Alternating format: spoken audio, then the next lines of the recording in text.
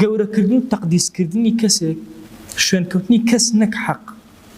طبعا ئەم فکرە زۆر خەتەرە، شوێن خەڵک کەوی، شوێن حەق نەکەوی. بۆیە ئیمامی عەلی ڕەزا ڕەحمەتی خوای لێبێ فەرمووی الحق لا يعرف بالرجال، حق بە خەڵکە ناناسرێتەوە.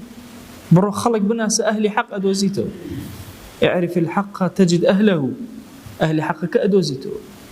بەڵام ئەمڕۆ دیقەت بدەن شێطان چۆن ئێمەی خەڵەتاندووە. یعنی شەبابی موسڵمان سەیرەکەی جاری وا هەیە 20 عالم و زانای گەورەی بۆ ڕیسکە، قەناعەتی نییە، هەر ئەوەی خۆی ئەوێ بەشێکە لەو فکرە ضەلالیەتەی کە لە موشرکینی قوڕەیشە هەبوو کە حەق بە ڕیجالە بناسی، پێدوا بێ ئەو نەفەرە تەواوە. کەماڵ نییە ئیلا لە پێغەمبەرانە نەبێ عەلەیهیمو الصەلاة وەسەلام، عیسمەت نییە ئیلا لەوانە نەبێ. بۆیە جاری وا هەیە کەسێک تەعەسسوبی کوێرانەی بۆ دروستە بێ لە فکریە، هۆکارەکەی چی؟ هۆکارەکەی ئەوەیە کە حەق بە نەفەرەکانە ئەناسێ.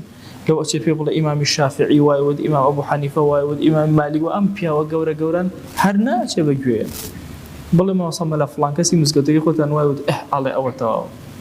ئەوە حەق بە نەفەرە ئەناسێ، حەق بە حەقیقەتە ناناسێ.